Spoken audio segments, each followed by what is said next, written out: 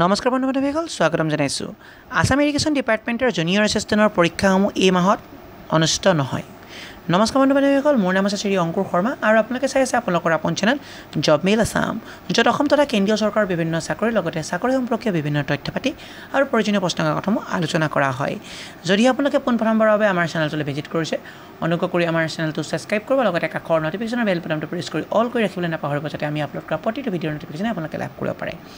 লগতে যদি ভিডিঅ'টো চাই ভাল পায়, নিশ্চয় ভিডিঅ'টো লাইক কৰক আৰু আপোনালোকৰ বন্ধু-বান্ধৱী আৰু সম্বন্ধীয় মানুহৰ মাজত ভিডিঅ'টো শ্বেয়াৰ কৰক, যাতে তেওঁলোকে এই ভিডিঅ'ৰ পৰা উপকৃত হ'ব পাৰে। বলক এতিয়া ভিডিঅ'টো আৰম্ভ কৰোঁ। আসাম ইৰিগেশ্যন ডিপাৰ্টমেণ্টৰ জুনিয়ৰ এছিষ্টেণ্টৰ পৰীক্ষাসমূহ এই মাহত অৰ্থাৎ অক্টোবৰ মাহৰ ভিতৰত অনুষ্ঠিত নহয়। এই কথাষাৰ অলপ দিনৰ আগত এখন বাতৰি কাকতত আৰু কিছু নিউজ চেনেলত প্ৰকাশ পাইছিল যে অক্টোবৰৰ 11 তাৰিখ অৰ্থাৎ আজিৰ পৰা এই পৰীক্ষাসমূহৰ অনুষ্ঠিত কৰিবলৈ ডিপাৰ্টমেণ্টে সিদ্ধান্ত লৈছে। কিন্তু এতিয়া বৰ্তমান যিহেতু পৰীক্ষাসমূহ আজি 11 অক্টোবৰ হ'ল, ইয়াৰ কোনো নটিফিকেশ্যন এতিয়ালৈকে আউট হোৱা নাই। সেইহেতুকে ক'ব বিচাৰিছোঁ যে ইয়াৰ পৰীক্ষাসমূহ অক্টোবৰ ভিতৰত অনুষ্ঠিত নহয়, কিয়নো বৰ্তমান সময়ৰ যিসমূহ পৰীক্ষাৰ দায়িত্ব সেইসমূহ ইউনিভাৰ্চিটিসমূহক হেণ্ড অভাৰ কৰা হৈছে, যিখন কেবিনেটে ইতিমধ্যে সিদ্ধান্ত লৈছে। আৰু এই পৰীক্ষাৰ জুনিয়ৰ এছিষ্টেণ্টৰ পৰীক্ষাসমূহৰ দায়িত্ব পৰিছে তেজপুৰ ইউনিভাৰ্চিটিৰ ওচৰত, অৰ্থাৎ আসাম ইৰিগেশ্যন ডিপাৰ্টমেণ্টৰ যিকোনো পৰীক্ষা বৰ্তমান তেজপুৰ ইউনিভাৰ্চিটিয়ে কণ্ডাক্ট কৰিব। সেইহেতুকে জুনিয়ৰ এছিষ্টেণ্টকে প্ৰমুখ্য কৰি সকলো ধৰণৰ ইৰিগেশ্যন ডিপাৰ্টমেণ্টৰ ইণ্টাৰভিউ তেজপুৰ ইউনিভাৰ্চিটিয়ে কণ্ডাক্ট কৰিব। সেইহেতুকে বৰ্তমান যিহেতু অকল কেবিনেটে সিদ্ধান্ত গ্ৰহণ কৰিছে, কেবিনেটে সিদ্ধান্ত গ্ৰহণ কৰাৰ পিছত কেবিনেটে এখন অধিসূচনা জাৰি কৰিব লাগিব। অধিসূচনা জাৰি কৰিলে ই আইনত পৰিণত হ'ব, আৰু এই আইনত পৰিণত হোৱাৰ পিছত বা এই অৰ্ডাৰত পৰিণত হোৱাৰ পিছত সেই ইউনিভাৰ্চিটিসমূহৰ লগত MOU আপোনালোকে ঠিকে দিছে, MOU চাইন কৰিব লাগিব। ইয়াত মই আপোনালোকক দি দিছোঁ। আৰু MOUৰ ফুল ফৰ্মটো কি আপোনালোকে যদি জানিব বিচাৰিছে মই দেখাই দিছোঁ। মেমৰেণ্ডাম অফ আণ্ডাৰষ্টেণ্ডিং চিগনেচাৰ কৰিব লাগিব ডিপাৰ্টমেণ্ট এণ্ড ইউনিভাৰ্চিটিৰ লগত। চ' যিসমূহ ডিপাৰ্টমেণ্টৰ দায়িত্ব যিখন ইউনিভাৰ্চিটিৰ লগত পৰিছে, সেই ইউনিভাৰ্চিটিৰ লগত MOU চিগনেচাৰ কৰিব লাগিব। MOU চাইন কৰাৰ পিছতহে এই পৰীক্ষাসমূহ কণ্ডাক্ট কৰিবলৈ সেই ইউনিভাৰ্চিটিয়ে দায়িত্ব পাব। আৰু বৰ্তমান কথা বতৰা চলি আছে, এতিয়ালৈকে MOU চিগনেচাৰ হোৱা নাই। অতি সোনকালে এই MOUসমূহ চাইন হ'ব, আৰু MOUসমূহ চাইন হোৱাৰ পিছতহে ইয়াৰ পৰীক্ষাসমূহ অনুষ্ঠিত হ'ব।